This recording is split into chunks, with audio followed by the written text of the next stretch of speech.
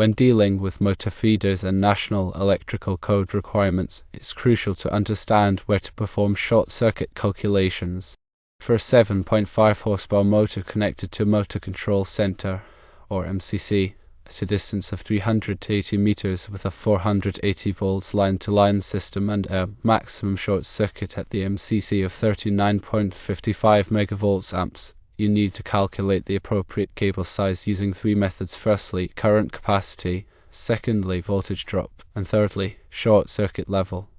A number for American wire gauge, or AUG, cable may seem adequate, but determining where to calculate the short circuit current is key. You must perform the short circuit calculation at two locations, firstly, at the motor's connection, and secondly, near the MCC.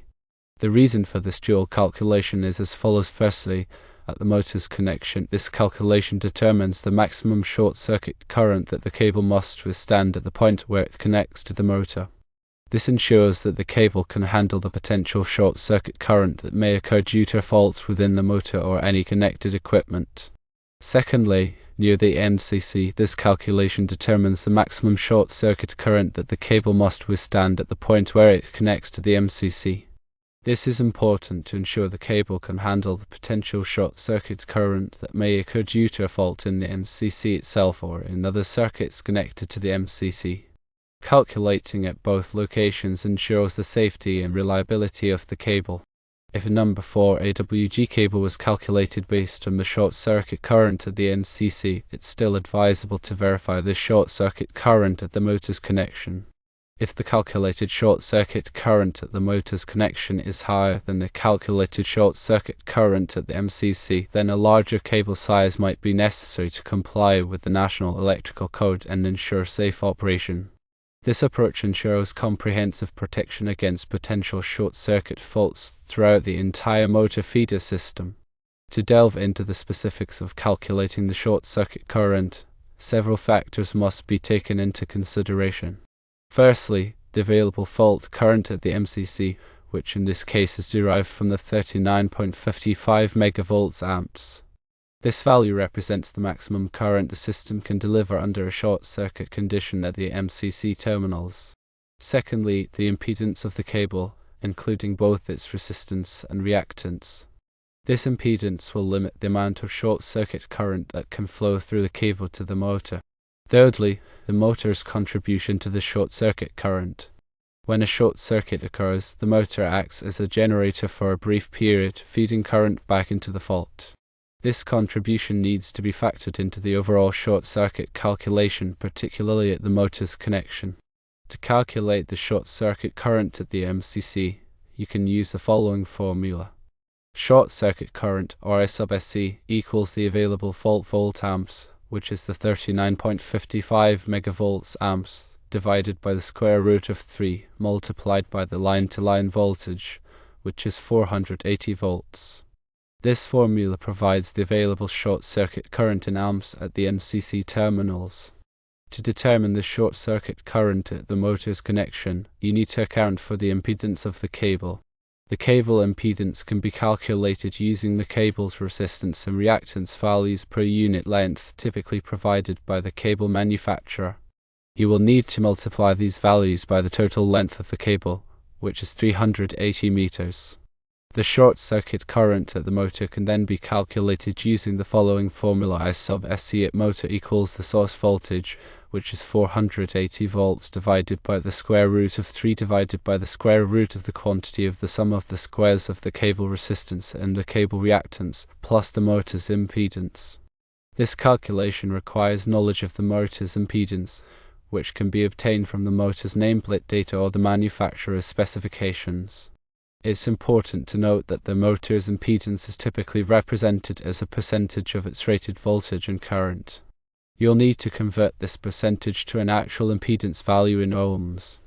The motor's contribution to the short-circuit current can be estimated based on its locked rotor current, which is typically 6 to 8 times the motor's full load current. This contribution will add to the short-circuit current flowing through the cable. Once you have calculated the short-circuit current at both the MCC and the motor's connection, you need to compare these values to the cable's short-circuit withstand rating. This rating specifies the maximum short-circuit current the cable can safely carry for a specific duration, typically a few cycles. The cable's short-circuit withstand rating can be obtained from the cable manufacturer's specifications.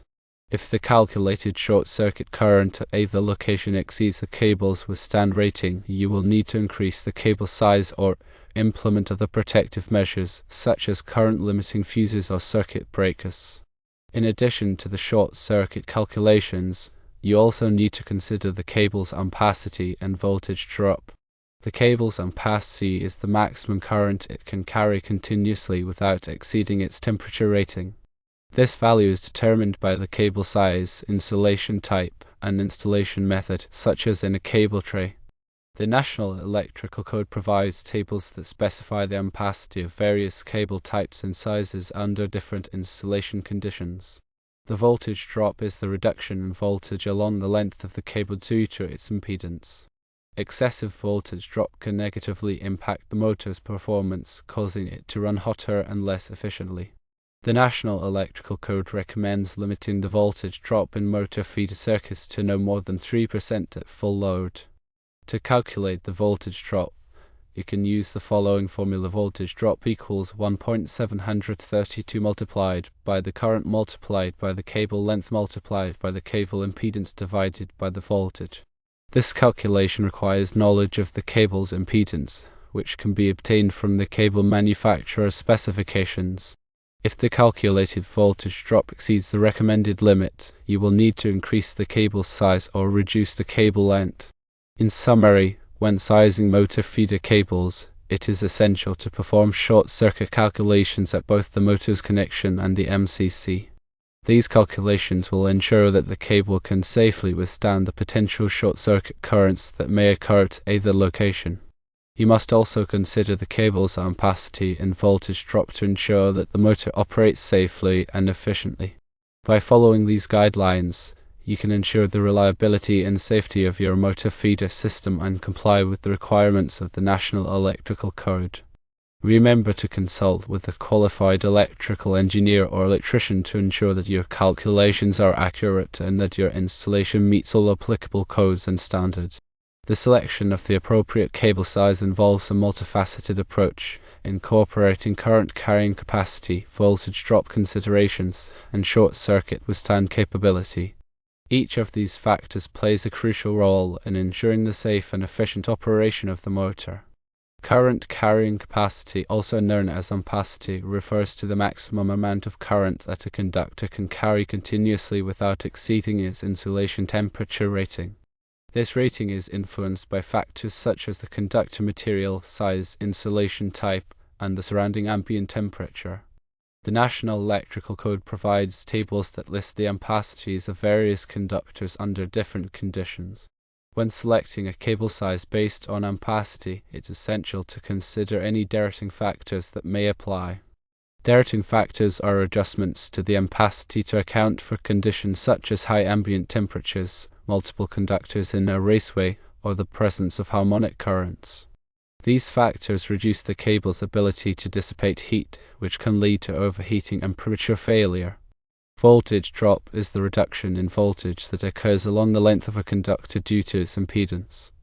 Excessive voltage drop can negatively impact the performance of electrical equipment, causing motors to run slower, lights to dim, and heaters to produce less heat. The National Electrical Code recommends limiting the voltage drop in branch circuits and feeders to no more than 3% for power, heating, and lighting loads. When calculating voltage drop, it's important to consider the conductor's resistance, reactance, and length. The resistance is the opposition to current flow due to the conductor's material and size. The reactance is the opposition to current flow due to the conductor's inductance and capacitance. The longer the conductor, the greater the voltage drop. Short-circuit withstand capability refers to the ability of a conductor to withstand the high currents that occur during a short-circuit fault. A short circuit is a non-intentional connection between two or more conductors that have a difference in potential. During a short circuit, the current can reach thousands of amps, which can quickly overheat and damage conductors. The National Electrical Code requires that conductors be protected against short-circuit currents by overcurrent protective devices such as fuses and circuit breakers. When selecting a cable size based on short-circuit withstand capability, it's important to consider the available fault current at the source, the conductor's impedance, and the clearing time of the overcurrent protective device. The available fault current is the maximum current that the system can deliver during a short circuit. The conductor's impedance limits the amount of short-circuit current that can flow through the conductor. The clearing time of the overcurrent protective device is the time it takes for the device to interrupt the short-circuit current. To ensure the safety and reliability of electrical systems, it's essential to carefully consider all three of these factors when selecting a cable size. The National Electrical Code provides guidance on how to perform these calculations and select the appropriate cable size for various applications. In addition to the calculations, it's also important to consider the cable's installation environment. Factors such as the ambient temperature, the presence of corrosive substances, and the mechanical stresses that the cable will be subjected to can all affect its performance and lifespan. It's important to select a cable that is suitable for the intended installation environment. For example, if the cable will be installed in a high-temperature environment, it's important to select a cable with a high-temperature insulation rating. If the cable will be exposed to corrosive substances, it's important to select a cable with a corrosion-resistant jacket. And if the cable will be subjected to mechanical stresses, it's important to select a cable with a strong and durable construction. By carefully considering all of these factors, it's possible to select a cable that will provide safe, reliable, and long-lasting performance. Remember to consult with a qualified electrical engineer or electrician to ensure that your calculations are accurate and that your installation meets all applicable codes and standards. Let's delve a bit deeper into the process of calculating the short-circuit current at the motor terminals, as this is a critical aspect of ensuring the safety and reliability of the motor feeder system. As mentioned previously, the motor itself contributes to the short-circuit current. When a short circuit occurs, the motor's rotating inertia acts as a generator, feeding current back into the fault. This contribution can be significant, especially for larger motors. To accurately calculate the motor's contribution, you'll need to obtain the motor's subtransient reactance, which is typically represented as X''D. This value represents the motor's impedance to the initial rush of current during a short circuit. The subtransient reactance is usually expressed as a percentage of the motor's rated voltage and current.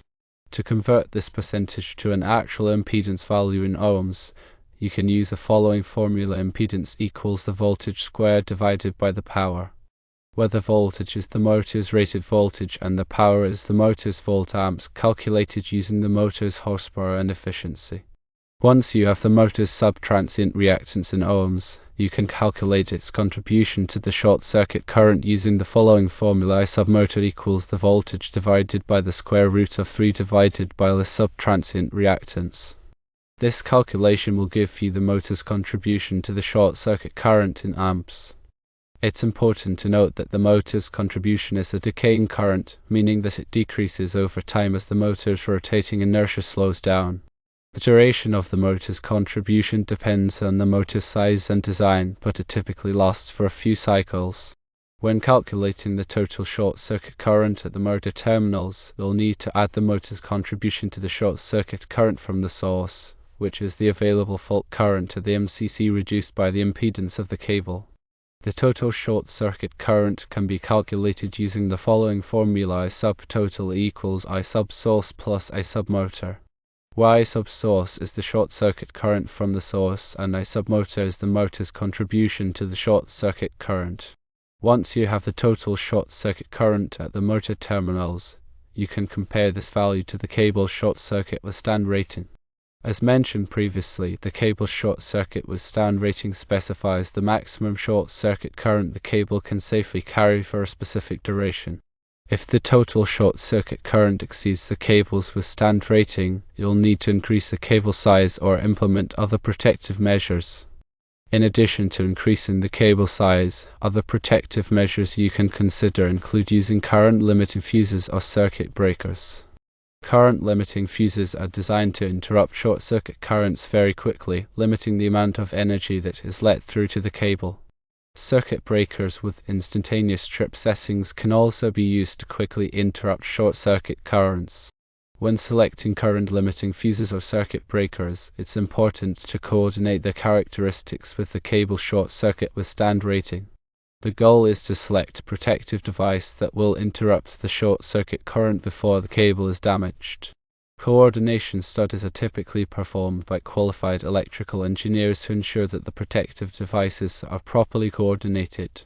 These studies involve analyzing the short-circuit currents at various points in the system and selecting protective devices with appropriate time current characteristics. By carefully considering the motor's contribution to the short-circuit current and implementing appropriate protective measures, you can ensure the safety and reliability of the motor feeder system. Remember to consult with a qualified electrical engineer or electrician to ensure that your calculations are accurate and that your installation meets all applicable codes and standards. Furthermore, consider the practical aspects of running a number 4 AWG cable 380 meters, which is approximately 1247 feet. The length introduces significant impedance affecting voltage drop and short-circuit current. Cable installation methods such as cable trays impact heat dissipation and ampacity. Verify that the chosen cable tray is adequately ventilated and sized to accommodate the number 4 AWG cable and any other cables it carries, ensuring compliance with NEC guidelines for spacing and fill rates. The cable's insulation type also plays a crucial role. Thermoplastic high heat resistant nylon, or THHN, and cross-linked polyethylene, or XLPE, are common choices for cable tray installations, offering different temperature ratings and resistance to environmental factors. Consult the NEC tables to determine the appropriate ampacity for the selected insulation type and installation method. Additionally, consider using cable pulling lubricants to reduce friction during installation, especially for long runs. Proper cable support and securement within the cable tray are essential to prevent mechanical stress and ensure long-term reliability. Finally, thorough testing and commissioning are critical after installation. Perform insulation resistance tests or mega tests to verify the integrity of the cable insulation. Use a cable fault locator to identify any potential damage or defects. Conduct voltage drop tests under load conditions to ensure compliance with NEC recommendations. By addressing these practical considerations and adhering to NEC guidelines, you can ensure a safe, reliable, and code-compliant motor feeder system.